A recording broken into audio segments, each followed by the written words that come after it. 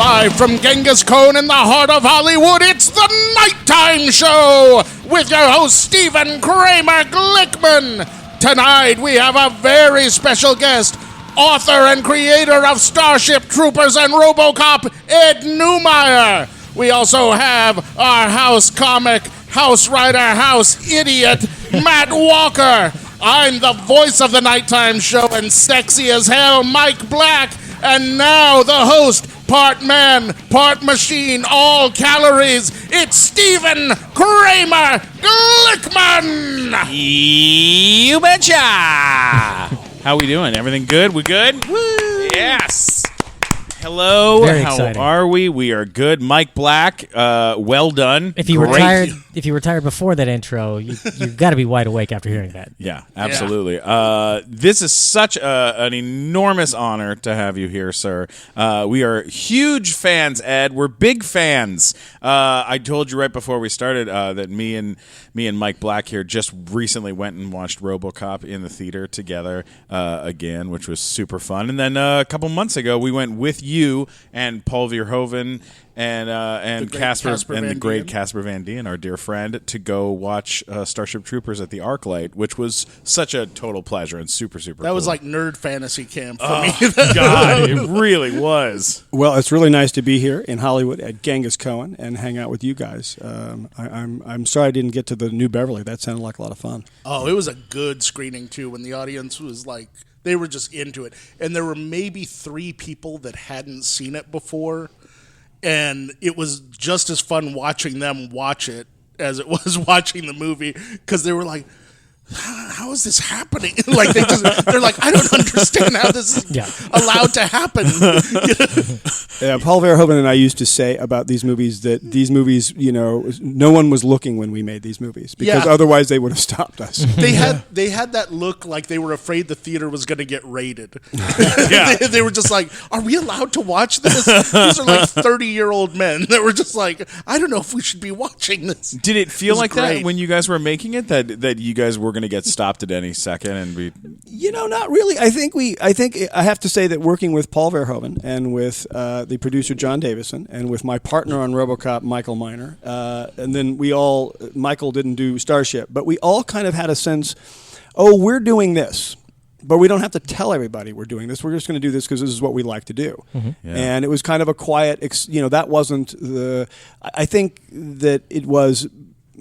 I think in the 80s, it was a time to be more provocative, and people, it was kind of cool to be provocative, coming out of Watergate and all that kind of thing. So I think that we were trying to do that, and it was accepted readily. It seems more provocative now than what people are allowed to do for some reason. I'm not quite sure why that is. Yeah.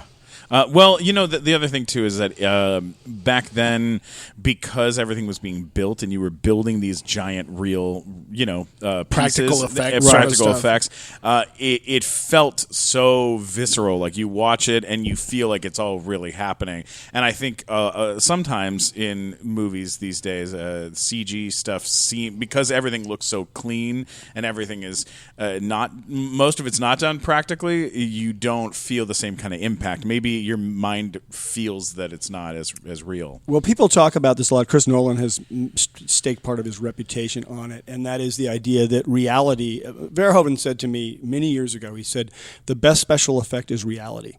Mm-hmm. And by that, it means if you can do something real, it's going to look better than if you do it if you fake it. And if you have to fake it, if you have to use CGI or effects, then you have to try to emulate reality.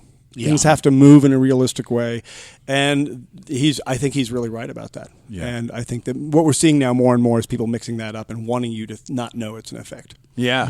I think sometimes the best special effects, at least in the last couple of years, have been when they have a practical effect and they mix it with CG, like having a giant, real, massive costume, but then animating the eyeballs, or animating the something in the head to make something move differently. Well, human beings are very very, very, they're really acute about how things look and how they move. They know that. We study it. It's part of our, hunter-gatherer brain that's trying to survive. And so we know when something's not right. Yeah. And I think that accounts for why there's the uncanny valley where we look at things that aren't quite right. And if they get close to looking like us, we really are afraid of them. Mm-hmm. Yeah. That's a species idea, Yeah. And there are some things that we're like, the effects are getting so good that we only know it's fake because we know it's fake. Like I remember reading on a message board about the Avengers, someone said, the Hulk looks fake in this movie, and someone underneath wrote, well, the Hulk is fake. That's the only way you know that at this point. But you know it, but it has to, when it's good, it behaves like it's real. We were talking before we started about the new Planet of the Apes movie, which is sort of just an astounding piece of effects work. It really is. Also very well directed.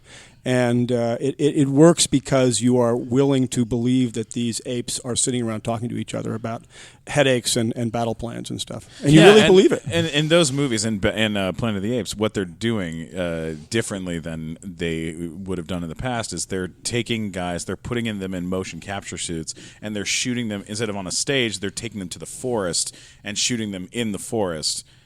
Which is how it all shares the same light. Everything feels right. It all feels right. Yeah, because they're doing it there as opposed to. That's a big thing too. Just light alone, makes a big difference on adding a digital effect like that. Absolutely, and being able to capture people's performances and things like that.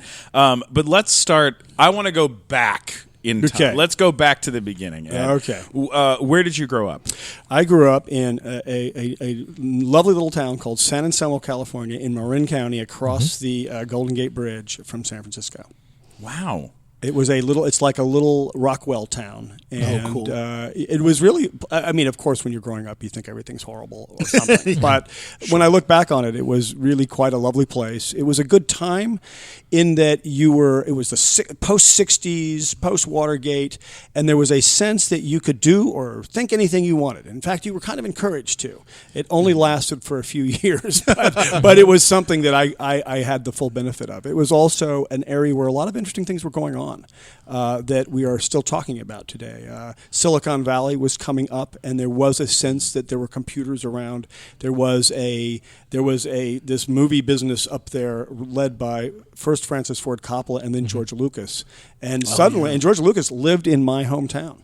And I didn't know it, but he lived like 2 blocks from my house when I was growing up in a little suburban street. So the way I first heard about him was someone was making a movie called American Graffiti, and some older high school kids were in it because they were extras in the dance scene that was filmed at Tam High School nearby. And then about one summer, early one summer, I think, right after I turned 16, there was a envelope appeared in our mailbox. And I don't know that it was golden, but it should have been, because it was 5 tickets to a special screening of American Graffiti that happened at the North Point Theater. Wow! And why they appeared in my mailbox, I don't know. I think it's because they had extra, and someone walked down the street and put them in the mailbox. So we went there and saw this, and Lucas was there, Coppola was there. This was a famous screening that is talked about in Peter Biskin's book, Easy Rider, Raging Bulls.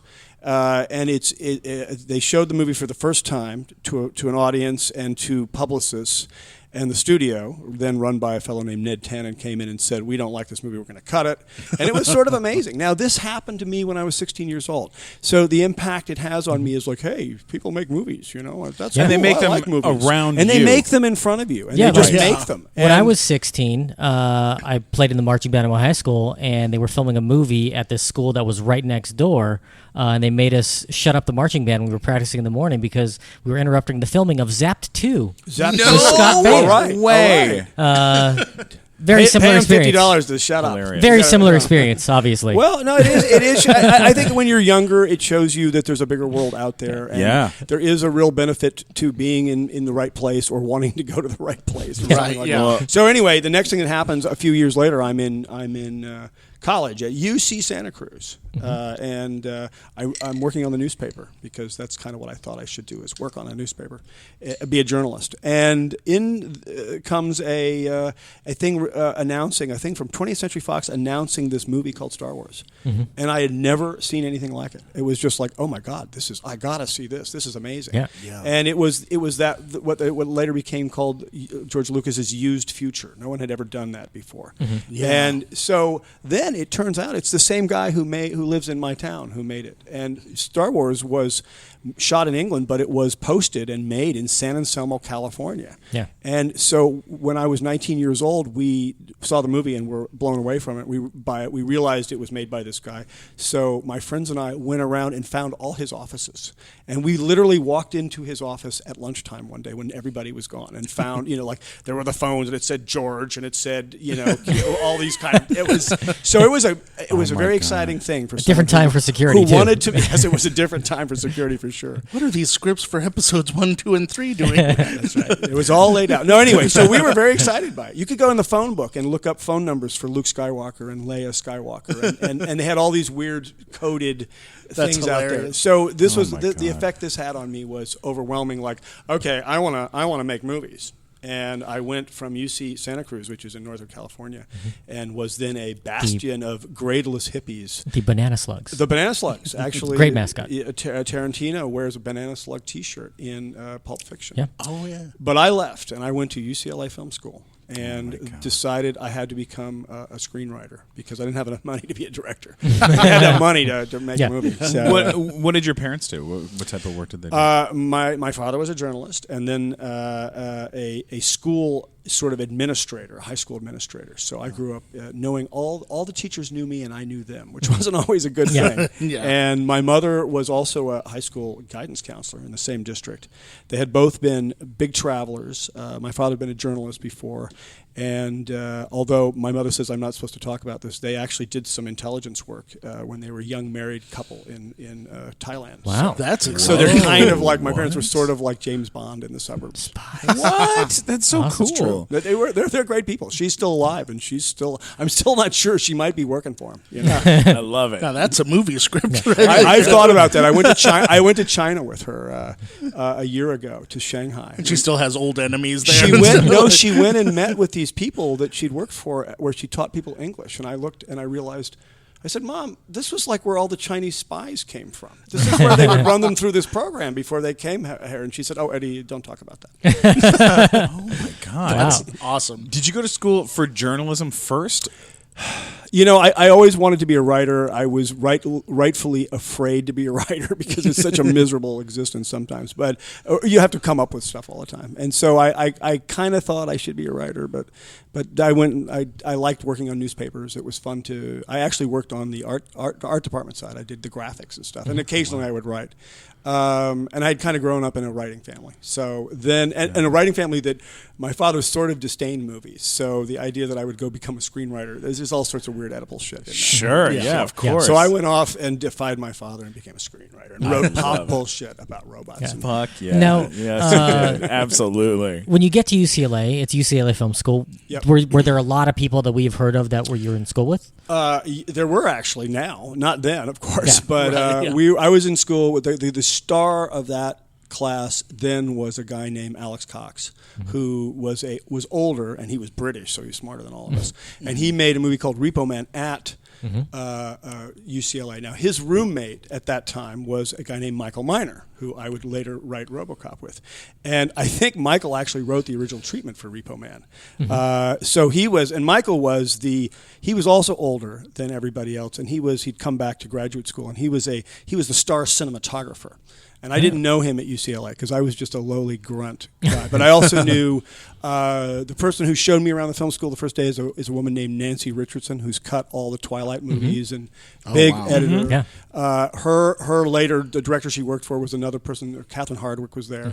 And I didn't know a lot of these people at the time, but just out of film school, a couple of years, 5 years, I got a job as an executive at Universal. It was then called MCA, and I was at Universal as an executive in a suit for about a year, and I called everybody in from that I'd ever met or heard of at UCLA, and that's how Michael Miner came into my life, showed up one day, and we got along, and he's got a lot of energy, and he said, what do you want to do? And I said, well, I really want to write this movie I have been thinking about forever called Robocop. And I had been thinking about Robocop for about 4 years at that point. And he said something like, "Oh, well, I'm doing a rock video that has a robot in it, so we should work together." And it kind of worked like that, And Wow. but it was It's a hell of a resume for that. Well, it was probably there was a lot of luck involved in Robocop because I kept meeting the right people. And that's, I think, I knew at the time that if you could get 3 or 4 people together who were in the right positions and felt the same way about something, you might have something, and it really worked that way. Yeah. Yeah. That noise is, I don't know if you can hear it on the podcast. But. What is that? We're just hearing a very weird tone, just so you guys know what's going on. But It's out there somewhere. It's done. Yeah, it It's wasn't over. It wasn't our system. It was out there somewhere. That was like pipe groan, wasn't it? Yeah. From Genghis Cohen. The nuclear strike warning or something. Nothing important. Jump under the We're table. safe. We're at Genghis Cohen, the greatest Chinese restaurant in history, so we're fine. It's nuke proof. We're fine here. We can just live under the pot stickers. If you could pinpoint what the kernel was for RoboCop, like, do you remember what inspired it or? I actually remember the day I got the title, and it was kind of I worked on the Warner Brothers lot. It was then called TBS, and it was co-owned by Warner Brothers and Columbia Pictures. I was working for Columbia. My office was in a trailer. Some of the best offices I ever had were in trailers, oddly there, and it was right next to this set where. They were making this enormous science fiction movie. I'd never seen as big a set go up before, and I was just crazy to work on any kind of movie. I didn't want to be a story analyst anymore and read bad scripts, and I should be writing a script. And I had some ideas about what I wanted to do. Let me give you a little context here. Sure, I wanted to please. write something about business because this was in the early 80s, and business was something Huge. that was coming up, and there was this kind The of yuppie notion. mentality. It was the yuppies. It was the idea. What I really liked, there was a kind of a swagger, like we're businessmen, we're killers, and I kind of wanted to make fun of that, and so I was working on another project that I think about adventures in the corporate world. And was this before Wall Street had come out? No, actually, this was before. Yes, it was Okay. before because Wall Street comes out a year after RoboCop or thereabouts. But anyway, so I'd been thinking about all this, and at that time. Further context: Star Wars had been big, but then there had been a bunch of movies that tried to be Star Wars that weren't very big. Right. And the kind of the rule of thumb was those are expensive movies, and no one knows how to do them, so don't do science fiction. And so I had been trying not to think about science fiction, but I really like science fiction, and I always have. Yeah. And so I walk over to this set, and it's Blade Runner, and they're shooting Blade Runner. It's in 1981. And there's Ridley Scott and there's Harrison Ford, and it's just this. It's such a busy set. There's so much art direction that they don't even know who's working on the set, who's not. So I started just going after work. I would go work all night long on the Blade Runner set for about 3 or 4 nights while it shot there as part of the art department. And they had me doing really amazing things like making trash, which was you take a hose and and newspaper and just make sopping newsprint and spread it around. And there's a very glamorous job. You have shots you can point to. That's my trash. But I remember there was this moment. So I was working and I was tired and I was in this immersive environment. And one night late, somebody said, I said, "What's this movie about?" Because I didn't really know. And they said, "Oh, it's about robots." And they pointed at Sean Young, the actor Sean Young, who was wearing a tutu in this scene, walking on the street. And they said, "She's a robot." And I was like, "Huh, that's a robot? That's not." That's not what I think a robot looks like. And then then I was sitting some night at 4 a.m. looking at that blue car that they called the Spinner. Oh yeah, yeah. And it was there on the set. It had been a crane had put it down, and I had this big flash of there's this robot cop.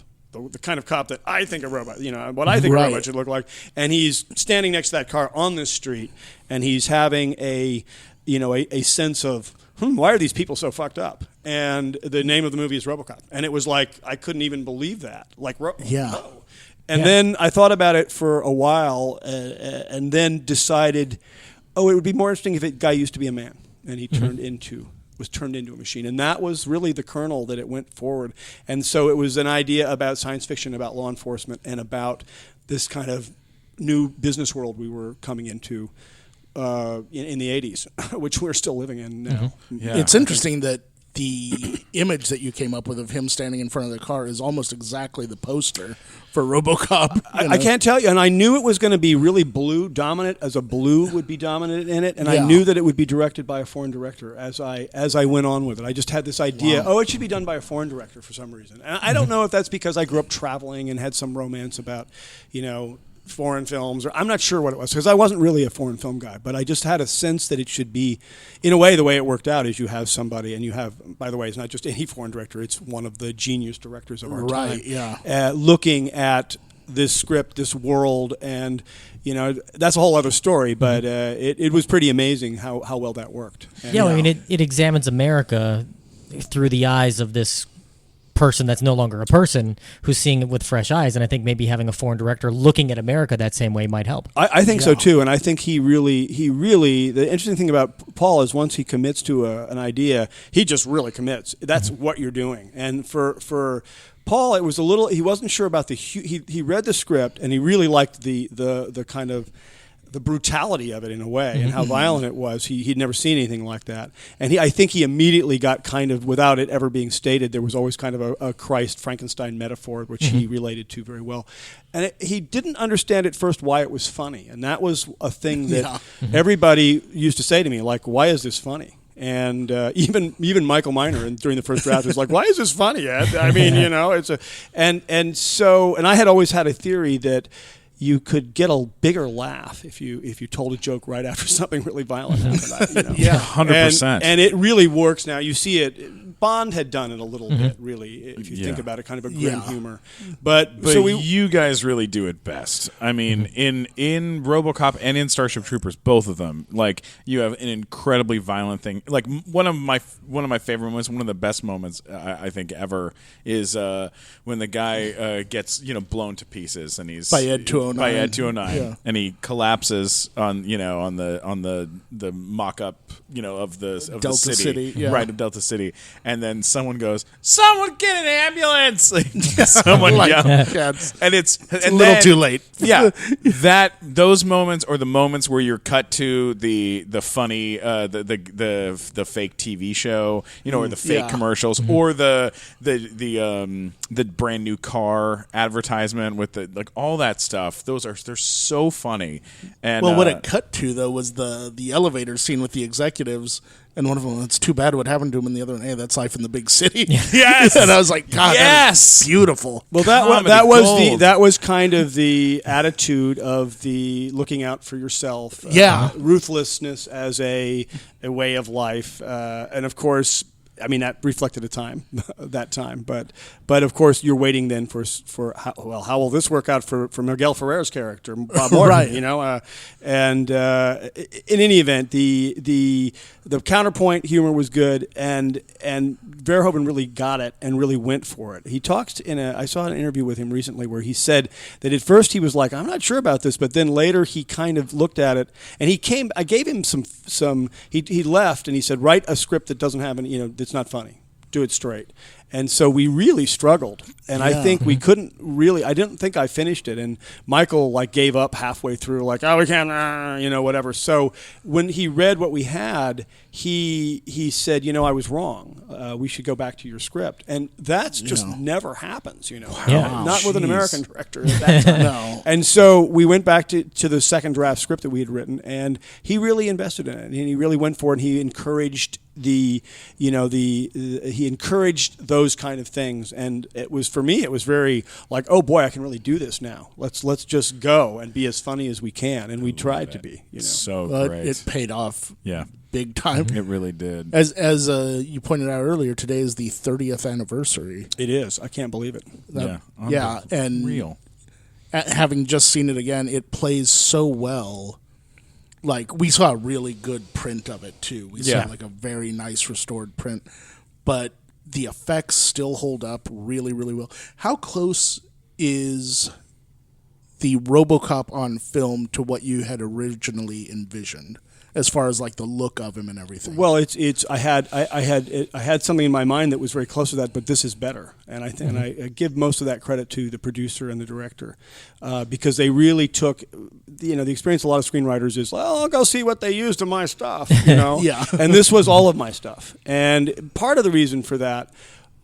And the good ideas of many other people they brought to it, and that we as writers sort of get credit for. But it was really because you had all these smart. The real secret of this, of course, folks, is to work with people who are smarter than you are. That's all there is to it. Yeah. And if you can develop that skill, then you can imagine things, and then they'll get done pretty well. So the experience was, it just got better and better and better. And when I saw it, and no one ever thought it was, oh, it's good enough. And when I saw it, it was like, wow, that's like more than I could have hoped for. And everything is working pretty well. And no one ever said, you have to change this or else. They would say, hey, this is too expensive. Or, hey, I don't think this works very well. Or, here's a problem. And then I would change something. I also worked on it all through production. So I was able to... You were there every day. Yeah, I was there every day, and I was able to work with Paul and the production and with the actors. So more than I ever have since, where we could sit down with the actors, and if the actors were into it, you could always tell if they were good into it because they would never change your good lines, but they would sometimes bring good lines with them. Kurtwood Smith was one of the actors who just had a gas, and it was like, what's he going to come up with now? He was so fun to watch. He was really great in that movie, and I was villain of the movie. Kurtwood Smith plays Clarence Boddicker, and he would come to the set, and he came up with guns, and stuff like that, and it was, hey, you're doing my job. That's great, when he's brought into the police station. One of the best things when he spits blood on the file on the desk, and then just give me my fucking phone call. God, what a glorious bad guy line. See, I think I wrote that line for him, but he decided to spit blood on the docket. So brilliant. Yeah. It's a nice marriage. It's a nice marriage. Absolutely. Now, how did you worked on the script with Mike Miner? I did. And then how did that go from being a script you guys just were writing in your spare time to being a movie that got made? Well, it was... Listen, all these movies, I think all movies are difficult things. So the movie was on and off and on and off several times, and it was up. I remember coming to work one day, and John Davis, the producer, said, well, that's it. That's too bad. That would have been a good movie, but we're gone. We're over it. And then we weren't. Mike was writing on other projects at the time he wanted to direct. So he actually went off and directed a movie while we wrote and directed a movie. While we were in pre-production on RoboCop, he started writing it, and then I think he shot it right after production ended. He came down to Dallas for about a week or so, I think. He was originally going to be the second unit director on it, but I don't know if that really worked out. That didn't really work out because we had somebody else on it. Yeah. But then he went off and made his own movie, and then suddenly the movie came out, and it was a big hit. And what happens to you, or an unexpected hit, and what happens to you as a writer when you have something like that you're new and whatever is they want you immediately. You become the flavor of the week, as they used to call it. And so we were very much in demand in a world that wanted more action. And we had to, and Michael and I were suddenly a writing team together. We had sort of, written, and then he went off and did his thing, and I went off and made this movie, and it seemed like, all this time had passed. It wasn't that long. And then we were suddenly working for Sylvester Stallone and Joel Silver and Billy Friedkin, which was a nightmare, but I mean, a nice nightmare to have. What were you working on there? We were working on a project called The Executioner. It was kind of a novel that you used to find in airports, and it was about a tough guy that went around and killed the mafia. And it was going to be Stallone killing the mafia. Oh. And Joel Silver was an enormous producer in the 80s of action. Oh, yeah. Billy Friedkin was a legend who had done, The Exorcist and The French Connection. And so this was pretty high cotton. But then we were all sitting here working on this kind of weird movie about a cop who kills mafia guys. So it was all right. It was the I think the word was that Stallone thought the script was too violent. So we were working too far ahead of the man who made Rambo thought that script was too violent. I don't know. Anyway, so that was kind of what the transition was like. It was from, hey, we're making this movie. Hey, we want to be writers. Oh my God, here we go. We have to go. Come up with something fast. Do you like writing by yourself more, or do you like writing with a partner more? You know, they both have their pluses and minuses. When you work with other people, you have to be able to deal with other people, and you have to compromise, and you have to listen to their stupid ideas or their good ideas that you don't like. And so that's a skill set that you have to. I think I'm more comfortable doing that now. I think I have less sense that, I have all the answers. I think I feel like I need as much help as I can get. So now I'm looking for people. So it's really, Michael Miner and I are actually working together again. And it's actually kind of pleasant after all these years to sort of sit around, because I know what he knows. He knows what I know. We don't have as much ego in it as before. Yeah. And we're kind of up to speed with each other. And So that's pleasant. But other times, this thing I just wrote for Sony, a anime called Starship Troopers Traitor of Mars, was written very quickly, and I think it was mostly quick because I had the story, I knew the characters, and that was something I wrote alone in really a relatively short amount of time.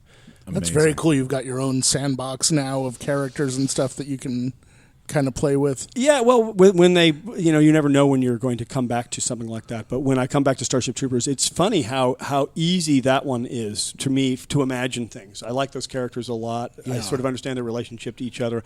I have a strange relationship with the character Johnny Rico. He's like I feel like we're similar in that we don't quite know what's going on. We're really trying hard. We're sincere. we're not as smart as everybody else, but and so I really enjoy writing that character for some reason. Yeah, and you do an amazing job at it.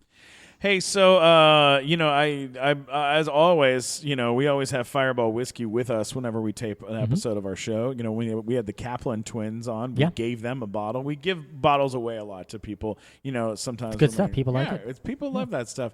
I actually have a bottle with me right here, and I'm gonna drink some of it. But if you listen when I open the top of this bottle, you can hear in the bottle. You can hear the Fireball whiskey talking, and it's you can't hear Fireball talking. Oh, you totally can. Hang on, let me take the lid off. Ready?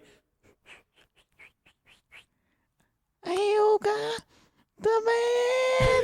I could be the man. There he is. I'm gonna be the man today. That's the sound. We're gonna have fun. That's the sound of the Fireball whiskey inside the bottle. It's like encouraging you. It does. Hey there, Fireball whiskey. Hey, man. Hey, I'm so excited. I can't wait to drink you. Man, stick it. Get rid of all this small talk. Just drink me already so I can have some fun in your tummy, bro. Get in my tummy. Get in my tummy. Well, make it happen. Oh, yeah. Here we go. Oh yeah. Oh. How is it down there? Oh my goodness, dude! It's so cool down here. But dude, what the hell did you eat for lunch? Oh my God! It smells like dog shit down here, bro. Oh well, hopefully that Fireball whiskey will make things smell just a little bit better in there. I can't. I'm gonna have to hang out in your stomach for a while and make it smell good. So keep drinking that shit, bro. Yeah, I will. I'm gonna drink a little bit more. Here we go. A little more. Yeah, we're having a party on Steven's stomach. Drown out these horrible choices I've made. Woo! Oh, Fireball whiskey. Fireball, it makes you feel good and it makes your stomach smell better. All right, back to the show. Before we hop into Starship Troopers, which is where we're going to, I want to ask you just a quick question. We were going through your, through IMDb and through different things and looking up stuff, doing our research. And two things. Number one, there was a lot of talk that on the set of Robocop, it was a very difficult set because of some of the extreme stuff that was being put on people. I mean, as far as the costume, for Peter Weller, that it was an extreme set, that it could get kind of tough on that set. Was it as a writer, since you didn't have to wear the suit and do the stuff, like could you see it kind of happening around you that it was kind of tricky for them a little bit or not Oh yeah, no, it was I think Phil Tippett, who did, the great visual effects artist who did the walkers and the AT-ATs in Star Wars, and did Ed 209 on RoboCop, said that making RoboCop was like being in a car accident. and it was that kind of trauma, and it took a while to get over it. And I think the reason that it was tough was that we didn't have that much money. I think the final budget on that is like $13.9. So it's pretty cheap for that time. So we had a lot of ambitious stuff to do with that. The director sees things that other people don't see in a way that he knows something's not working. And other people are like, what's the matter with this? And he would be very tough about getting what he wanted. And he was, I hate to say it, he was always right. And people don't like to be wrong, so you can see where that goes. And so there was a lot of pressure, and there were a lot of hurty feelings at times. The character of RoboCop himself is such a cauldron.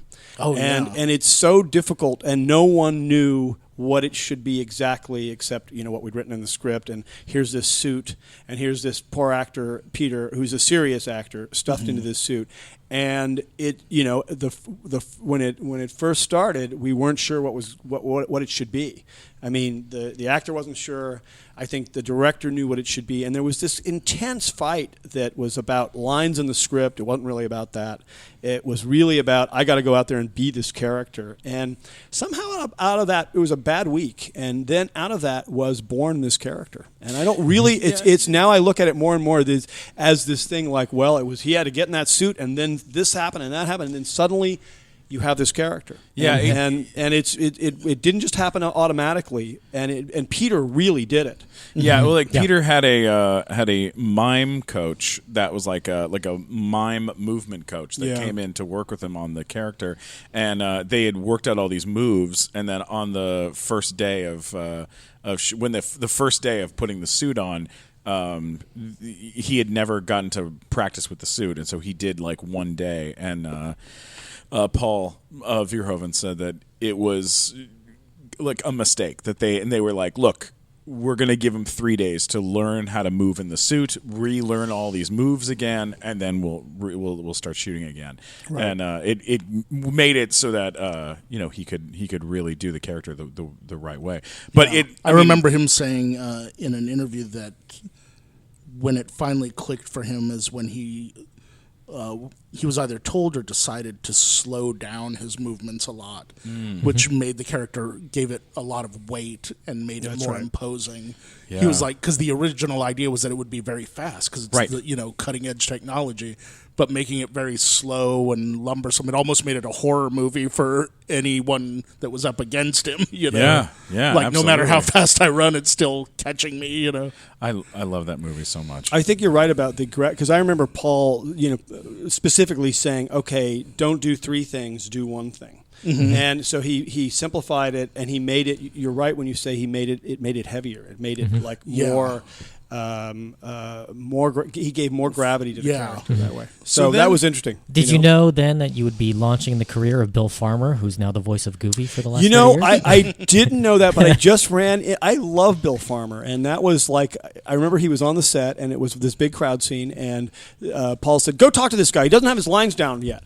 And Paul had been like, had already done something with him, and so he was the nicest guy in the world, and he played the news correspondent, and named after my godson, Justin Ballard Watkins, and he was great. And then recently, I ran into his wife through another friend of mine, Louis Abernathy, who who took me to Genghis Cohen for the first time, I must say. Wow. It was also in Titanic. It all ties together. It all ties together. But anyway, he was Bill Farmer's wife. I met Bill Farmer's wife, and she said, "Oh, he's the voice of Goofy. He's had the greatest, And I was like, wow, who knew? Yeah, that was great. right? That was really good. I know when he came and did our podcast, and he did our live show too, and performed stand up. He followed Dane Cook on stage in front of the sold out. Dane Cook and Tom Improv. Segura were the two comics right before him. Oh, and he Crushed. fucking crushed. And he hadn't done man. stand up in like 25 years. He hadn't done it Yeah. at the Improv in easily 20, 25 years. Yeah. So when we look through when we start researching RoboCop, right? You start running into not only RoboCop the movie, but RoboCop the TV series, and then the second time they tried the TV series, and then a third time, and then a fourth. They've done a lot of. They've tried to do The animated series. Tons of the stuff. animated Yeah. series, the video game. The second time they did a video, like they have done this a lot. How involved have you been with other versions of this? Or RoboCop 2, the other parts We got fired from RoboCop when we had written in about a month. No, it was actually about 3 months. We had written from zero. We had written this very creaky second idea, and then the writer's strike came along, and we got fired because they force majeured us, and they hired Frank Miller to write under the Pseudonym? No, the WGA gave him an Oh, authorization that they Yeah. would, So we were off the project suddenly, and other people wrote, and we haven't really had much to do with any of the RoboCop stuff since then. We were brought back in to work on the TV show in Canada, and we wrote the pilot for that. The big problem there seems to have been that they really couldn't quite get the tone right. Yeah. And later the showrunner told me, we just couldn't get it, guys. And I think the tone and the humor is so important to why that movie works. It's more important than people think it is. Oh, yeah. And I think that when they did the remake recently, and it was they really seemed. Jose Padilla is a great filmmaker, he really is, and he's a documentarian, and he kind of comes from a school of like cop melodrama. If you look at Elite Squad, and so he went right into all the horror of it, the wife, the kid, and all that kind of stuff. And I think the audience just is Kind of gets bummed out. a little bit goes a long way of that stuff. Yeah, absolutely. We had a fun thing happen right before we started the show. Eric Peterkovsky, who is our booker on our show and helps book a lot of the folks that we have on here, called us to say that he had someone that he wants to book, and then we said Ed Neumeier's coming to do the show today, and he goes, "Oh, Ed Neumeier, I used to work for a company called it was Bauer Benedict. Bauer It was an Benedict agency. agency, which ended up becoming UTA, which is the agency I'm at, and he said that he was working there reading scripts, and that he got a script co-written by Ed Neumeier and Miguel Ferreira, Ferreira, the actor who played Bob Morton. And on the cover of the script, it said, "Fuck off, butthole. This one's mine." And that's all Eric Peterkovsky could remember about it. And he said it was super. He just remember it was violent and it was a badass piece of work, but he couldn't tell me anymore. It was something that Miguel Ferreira and I became friends on the set of RoboCop, and we decided we would write a script together. And we wrote a script about these two hitmen who lived together in this kind of fantasy version of the mid-50s, and they were young men trying to make their mark, and it was called Hitman. And they lived in this kind of weird this city called Big Town, and we were young men. So what can I say? So the big, they say every character has to want something. So basically, the character, the main character that Miguel wanted to play, whose name was Rudy. Rudy wanted a blowjob. That was what he really wanted, and nobody in the 1950s could get a blowjob except for That's hilarious. Except for the head gangster who got them all. Or something like that. Yes! And so they take down the big gangster. He falls in love with the wrong girl. There was this other kind of weird thing where the partner is this like guy who's really good with guns, and he's really smart technically and stuff, but he might be gay, but he can't talk about that. So it was this wild little thing that everybody was sort of interested in at first, and then I think they rightfully were afraid of it. Well, the checks write themselves on something like that. I think the movie never got made, but it kept every 2 years, every so often it would show up. We had a reading once. George Clooney read the narration, and we had all these, we had a big reading with all of Miguel's friends. Oh my God. And so it went around and around and around. I think when movies do that, scripts do that, and they don't get made, there's a reason that they don't get made. Sure. And I think this would have been very amusing, but it was. Well, if I was ever pretty out become there. a studio head, you send me the finished Bring me draft. that script. Give me that monster blowjob. Find me that movie. butthole script. Yeah. Where's that monster? Monster blowjob movie. So so we were really trying to shock and offend, and I think it's interesting because we turned that in, and Peter Benedict, who was one of the partners at Benedict Bauer Benedict, he was sort of like, "Oh my God, this is really an Ed Neumeier script." Anyway. Is there other things that you've written or worked on that you'd like to see done that have not come to light? I actually feel like I get tired of ideas, and if an idea doesn't start moving forward in a way and grow, it's just I kind of lose interest in it after a few years. And I do feel that if a script hasn't been made, you have to be careful of it. There's usually a reason. I know everybody else thinks, oh, there's all these great scripts that have never been made, but I don't know. I had this experience once where I almost got a job on a script called Pluto Nash. Oh, and yeah. Pluto Nash was like, Yeah. I had read it when I first got into business, and I thought it was great. And then 15 years later, it was going to get made, and I thought, God, there's nobody better in this world to write Pluto Nash than me. and I didn't get the job. And I was like, I couldn't believe it. I was just bitter about it. And then it came out, and it was the biggest bomb Warner Brothers had ever had, and it killed the director who didn't hire me. Ha! And, so you just don't know. And I'm not sure why that is, because there are scripts that really read well, and then somehow they don't make it through, and I think it's because there's not enough people saying, I believe in this or something like that. Sure, I get that. When you started on Starship Troopers, even though you started on it, when they put it into, writing and when you started production, but you originally started with this script as a book because you were a fan of the book originally. So Robert right? Heinlein wrote in 1958 Starship Troopers, a year after I was born. And I read it like many people do when they're 13 or 14.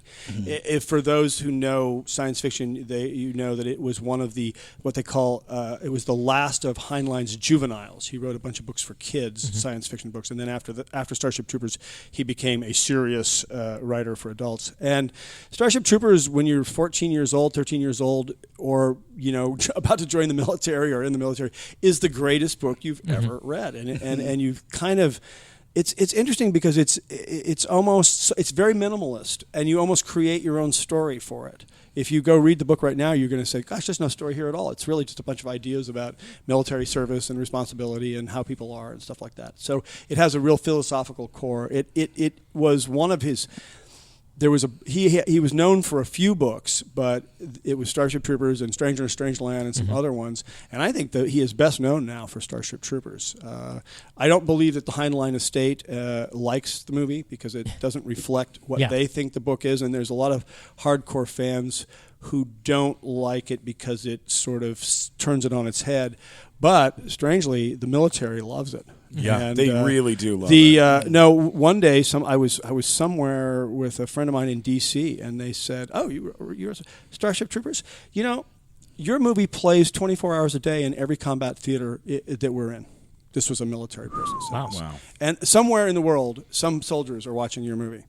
One day, many years after that movie, it was 115 degrees in Pasadena. I was trying to get some, gas for my grill, and you go down to the U-Haul yard, and there's nobody there. No one wants to come out. And I see this big guy, running between buildings. Oh, there's the guy. So I go after him, and he's got these Varney sunglasses on, and he's just an enormous man. And I think, oh, that guy was a soldier. And I'm getting my propane, and I said, so what do you mean? He said, well, I've had my 3 enlistments. I got to do another one. I lost my house. I'm going back. I'm part of the National Guard. I was like, oh, and he said, and I said something like, I wrote a movie once about the military. and he interrupted me immediately and said, "My favorite movie is Starship Troopers." And I said, "Really?" He said, "Yeah, I show that to all my new guys. I'm a sergeant. I push soldiers. I show it to them all. And the first thing I should do is sit them down and make them watch Starship Troopers." And I said, "Oh, that's the movie I wrote." But that kind of didn't matter to him. He just kept going. And he said, "That movie," I said, so I finally said, "Why is that movie so important to you?" And he said, "Well, because you know that scene, there's a scene where like they're on that planet and, you know, suddenly they're facing all these bugs and their lieutenant gets killed." And I said, "Yeah," and this is the Clendathu thing. And he said, "That happened to me." And I said, "Kill them all." And that's what I want my guys to do. So I realized at that moment, you know, okay, wow, this is pretty serious for some people. You know, and if you go over to Afghanistan, apparently there is a Johnny Rico CrossFit gym with a 20-foot high sign that has Johnny Rico on it holding a Morita.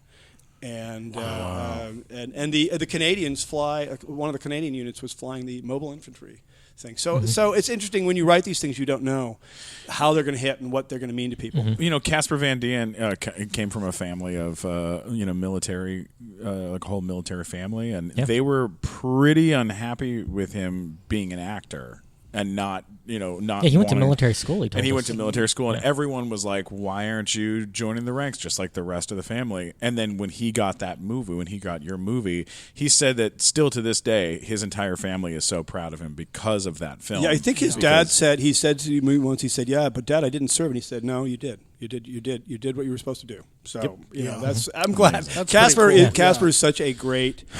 It's hard to even know where to begin with that because again we became quite good friends out of the show. But we know we have some weird relationship together. He's like my little great looking brother. He's like it's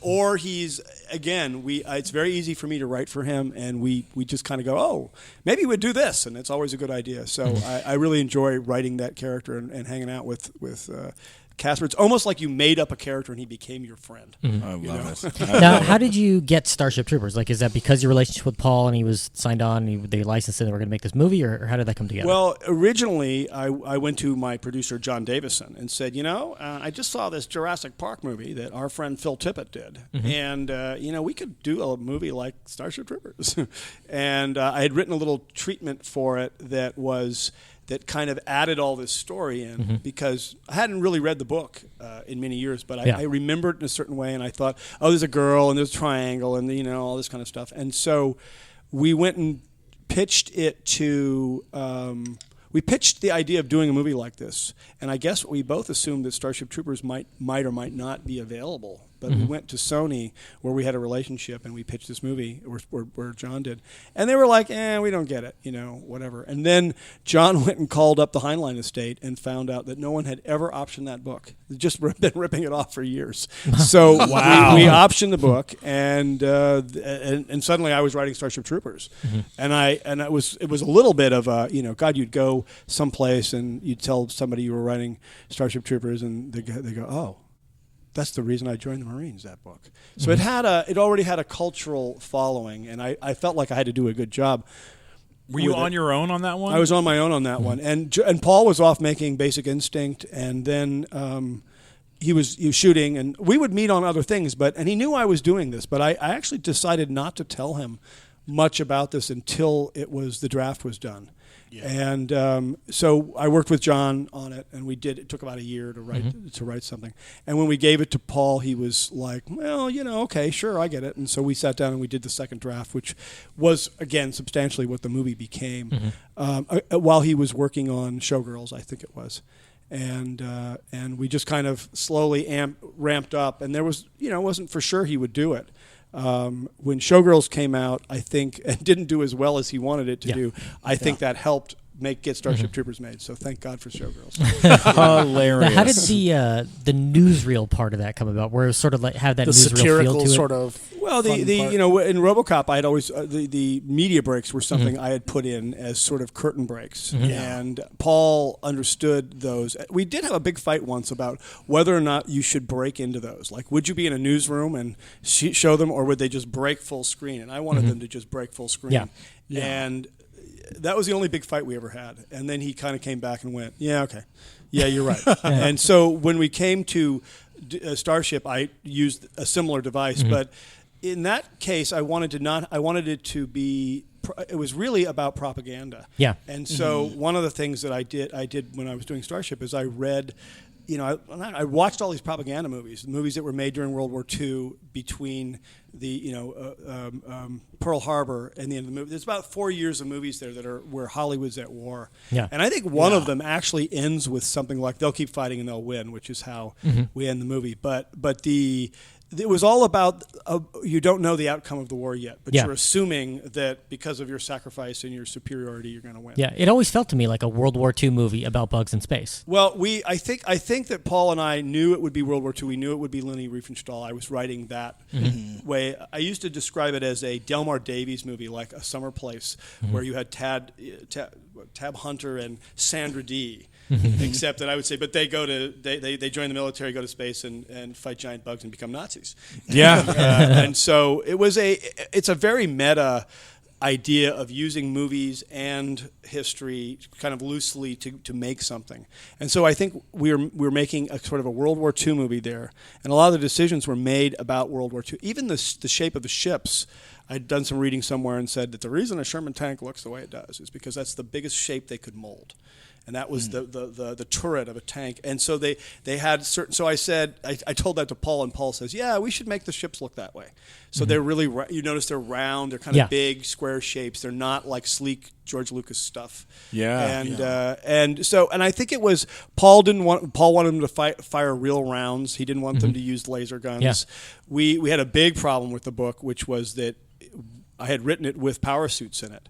And believe it or not, in those days, that was one war too many for us. Yeah, it was like, well, you can have the bugs, you can have the power suits. So yeah, I know there was talk about the power suits being that they could jump really high and they could do these leaps, but then also that meant green screen and it was wire work and green screen and all these.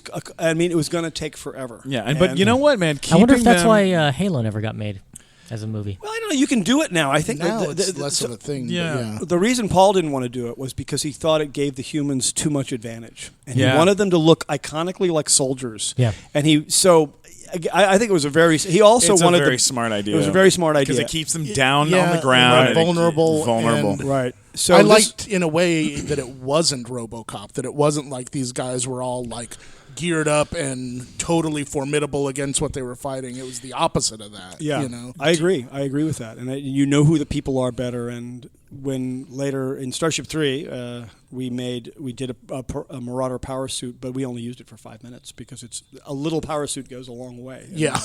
In my opinion. Yeah, absolutely. That should be a bumper sticker. Which ones of because we're the one that is premiering at San Diego Comic-Con, the anime. The anime version. Up to that version, have you been involved with all of them, or have you taken off times throughout it, or how has that worked for you? Well, I have an interesting relationship with Sony about these things, and they have made. They decided because when Starship Troopers came out, it was not the financial hit that they wanted, but it was incredibly successful on home video. I mean, I think it may have been one of the most successful titles there was. It hit right when the video market, when the DVD video market went big. Absolutely. And I think they sold zillions of copies of it. So it had a lot of brand awareness, and they decided that their home video division wanted to make some little movies. And both Phil Tippett and I wanted to direct. And John Davison said, well, guys, if you make these little cheap movies, that's how John talks, you could both direct before you're 50 or too old, whatever. That was the big come on. And so Phil directed the first one, Starship 2. Yeah. And he wanted to make a hero of the Federation. He wanted to make kind of a horror movie and with zombies and things like that, which I was, okay, I'll try. And so we made that movie for like $5.5 million on a stage in Redondo Beach, where it was the hardest show I've ever been on for the least amount of money. Yeah. I must say I learned more about making movies doing that than I did on the movies before that. And then that movie came out and did no one liked it that much, but it did a lot of business. It made a lot of money. So they made another one. And this one, now it was my turn to direct. But, Marauder? Yes, but Phil and John had enough, and they left. And so I made it with another producer at Sony, David Lancaster. And David Lancaster turned out to be a great producer for me. He went on and he did, most recently he did Nightcrawler. Oh, yeah. Pretty good movie. And on that one, you had Jolene Blalock come back, and you had Casper Van Dien. Well, Jolene was actually from Star Trek. Yeah. I made a big deal right. about how we had The hottest chick in the history of Star Trek. But hands that was down. the return. Jolene That was Blalock. the return of Casper Van Dien. Yeah, I said I would only do it for whatever reason. Phil wanted to make a movie about anonymous people, and maybe it was also a cost issue. I had always thought Casper or Johnny Rico should be in all these things. So I said I only want to do this if I wanted to make a movie about religion, and I wanted to make a movie starring Casper Van Dien. And so they said yes, and that's kind of what we got to do. It was a very good experience, and the movie turned out probably better than it should have. Well, I've seen Trader of Mars, the new one, and it's badass. It's a total badass. Well, movie. it's because the director Shinji Aramaki is quite amazing, and I hope that anime fans will feel the way you do about it. I feel like they will, absolutely, and I think Casper is awesome, and Dina Meyer's back on that one. Well, I actually got them to do. I said, we have to have Casper back again. Because I guess I should put it in my contract. But I also had an idea for bringing the character of Dizzy back in a way that was acceptable since she was killed on Clendath, or on Planet P. So they actually went and got Dina, and so that was fun. I love it. So cool. That's amazing, man. Are you excited about Comic-Con? Do you like going down there? It's hard not to be excited at Comic. It's the biggest boat show in the world. I mean, it's all amazing. about excitement, and really. and it's hard. You go there, you can wear you out, but it's really, if you like genre and you like these things, it's sort of amazing. I'm pleased that I'm going to Comic-Con. Yeah. You know, Do you Stephen, are you walk excited the about floor? all the lines at Comic-Con? Are you excited about I that? can't wait for the lines. What is your favorite thing to do at Comic-Con when you go? Usually we do some sort of a panel or something, and that's scary, but it's fun, and you sort of that sort of defines it. Otherwise, you just get to see everybody, and you see a bunch of people you don't usually see, and you can go have good sushi at Nobu or something, and wave at. There's actually the last time we were there 5 years ago, we sat down in I don't know if it was Nobu or not, but it was some ritzy restaurant that the Sony people were taking us to, and there sitting by himself at a table was Quentin Tarantino wearing a serape from Django, and it was all by himself. It was this giant, and everybody's like, "Oh my God, that's Quentin! That's Quentin!"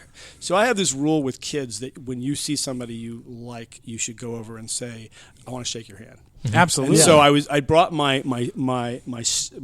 putative stepson, my girlfriend's son, Cameron, who was, I think he was about 16 or 17, and I said, go over, you know what to do, go over there and shake his hand. So all the Sony people were like, oh my God, what are you doing? And so he went over and he said something to him, and he shook, and Quentin was really nice to him, and then he looked over and he waved, he said, hi Casper, hi Ed, and then Sony thought we were cool for at least, for at least a Awesome. day. For at least a month. That's awesome. I had that happen love with George Takei yesterday. I met him. Really? Yeah. Oh, that's great. I was at a memorial service for a Japanese-American woman, and she was involved with the Japanese-American Museum here with that, and I turned around, and I was like, oh, that's George Takei back there. And then after the service was over, I went over, I talked to him, and he was very nice, and I told him we'd done a podcast with Walter Koenig. Yeah. And I told him that Walter has a shelf of Chekhovs that we saw in his office, and asked him if he had a shelf of Sulus, and he said he had a room full of Sulus. And then I told him I loved him Howard Stern, and he gave me an oh my. And then I was like, that's everything I need. That's all you right, want. I'm out. So you can die. Don't I'm out. bother Good anymore. night. Yeah, I was like, I'm leaving on a high note. I don't want to overstay my welcome and make him annoyed. So I was like, all right, thank you very much, and I was gone. Oh yeah. Yeah, I love it. I love that. That's the best. And especially at Comic-Con, you have these weird interactions with people that you would never run into anywhere else in the world. The last couple of years ago, I was there and I ran into M. Night Shyamalan. Oh wow! And I said, wow, M. Night Shyamalan, huge fan, man. Love your stuff. It's so terrific. He goes, oh, thanks a lot. Thanks. I appreciate it. I go, and I can't wait to see the new movie because and I can't wait to see what happens. The end, the thing, when you do the thing. And he goes, what thing? And I go, you know when you do the little The twist at the end. Yeah, you know your little twist? And he goes, whatever you say.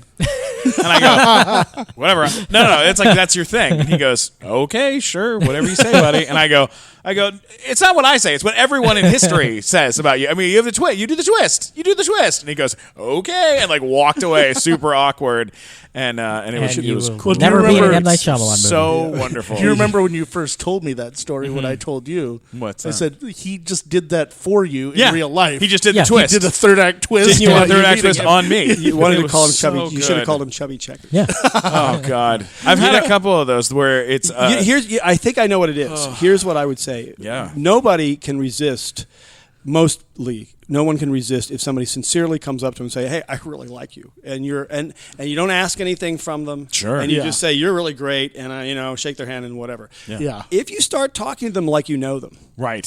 if Yeah. you say, "Hey, I read about this happened to you," or they don't like that. It's like an invasion of them. It gets too much. And it gets too much. So I think you just have to go up and say, "Hey, you're great, man. Thanks." Absolutely. I think there's nothing wrong with saying that.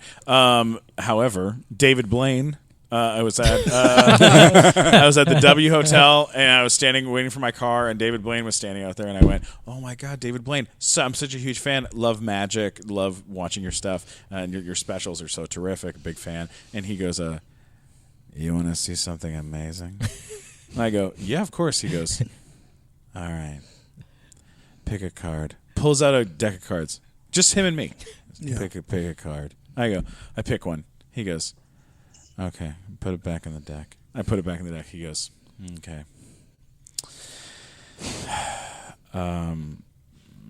Is this your card? Pulls out a card. I go, no, that's not it. He goes, sorry, it's late. And I go, oh. Well, it was nice meeting you. And he goes, yeah, I'm a little drunk, and it's been... what time is it? And I go, I think it's like, I look at my watch. I go, it's like 2 in the morning. He goes, look again. I look at my watch again. He goes, look harder. I look at my watch. My card is folded up and inside my watch. I was like, you go. How did you do that? He goes, I told you. And then he just walked away. Very good. It was the fucking coolest. That's very good. I love that, and that's my favorite. I got to give huge props to you and to Casper Van Dien and everyone else for letting me moderate your panel. I get to moderate the awesome. Sony panel. Do you know how which is- relieved we are that you're going to be there to carry us? Oh, get out of here! I cannot wait. I'm very, very excited. No, it's going to be Tons fun. of Starship It's gonna be Trooper fun. fans are going to be like, oh, that's so cool. Ed Neumeier's here. Oh, it's so cool. Johnny Rico, Casper Van Dien's here. And who's that fat guy? Get out of the way. Get out of the way. Get away, fat guy. Stop ruining everything. I want to stare at Casper Van Dien's hair. That question is not specific enough at Comic-Con. Yeah, exactly. Who's that fat guy? Does Who's not that fat cover guy a lot of doesn't ground. cover anything. Before we wrap things up, I have to ask you, favorite. Do you have a favorite moment from each film? Do you have like a favorite? Is there a favorite moment that you can mention, or is it all? I think the moment for me, there isn't. Wait a second. Hang on. We have a present for you. Hang on. oh, Think yeah. about it. Think Okay, about it. okay, Hang on. okay. Yeah. While Steven's doing that, is Ed 209 named after you? Ed 209 was kind of accidentally named after me because I wrote it.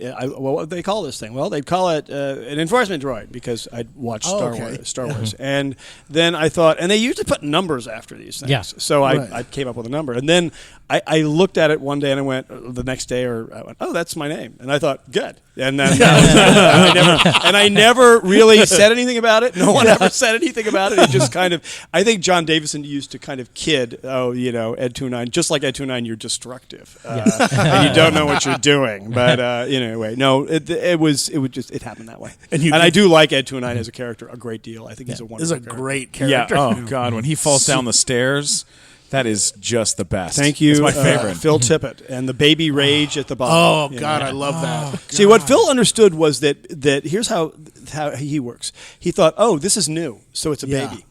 Yeah. Oh, and yeah. so you like it as you like it. It's really smart. Yeah, you guys know? got so much out of that thing. Like, I love the shot after RoboCop shoots it with the gun, and you see its legs, and you're like, "Oh man, it's still kicking." Okay. And then you see the rest of it, and the whole top half is missing. So what is that a reference to? Oh, That's I don't a know. reference to the Triceratops in the original King Kong, when they shoot it and they walk by the tail and it goes. Oh, cool. I'm sure. I didn't ask him. Yeah, I'm sure that's sure. what he was doing. Oh my God. Because we all know that's you Yeah. know, that's the great stop motion. Oh, that's great. Well, look, Comic-Con's going to be a big party, and the best way to party is with Fireball whiskey. That's why we brought you All a right. bottle of our favorite, Thank you very much. favorite Oh my whiskey. God. There you go. It's cinnamon whiskey. It's cinnamon whiskey, the greatest Canadian whiskey, the greatest of all time whiskey. I know what I'm going to do with this. Next time Michael Miner and I have a problem writing, I'm going to say, Mike, I got a solution for us. Fireball whiskey. We have a new writing partner. we have a new writing partner. Fireball Looks whiskey. kind of like the devil with a horse's head, but we'll do it. We've seen worse. I love it. Dude, thank you so much for coming and doing this. You have social media and ways of people looking up and seeing you and watching your stuff? I'm on and Twitter whatnot. and Facebook. Okay. And my Facebook page is open to anyone, and I'm the easiest friend in the world. I love it. I love it. What is it? Just your name? Yeah, it's just my name. Ed Neumeier. Ed Got it. Neumeier. What about you, Michael Black? What's your? I am on all social media at Mike Black Attack. Yes, you are. And what about you, Matthew? You can find links to everything at funnymatt.com, or if you are irritated by my comments, let me know at mattwalkersucks.com. Which people do. People do that constantly. You can always get me at Stephen Glickman, STPHEN, Glickman on Twitter, Instagram, and YouTube. Don't forget to subscribe to the Nighttime Show podcast. Happy Comic-Conning, everybody, and I hope you have a wonderful time again. Ed, it is an honor to have you on the show. We are huge fans. Thanks again, man. You're the Great coolest. pleasure. I'm looking forward to Comic-Con. We're going to do more of this. Oh, yeah. Oh,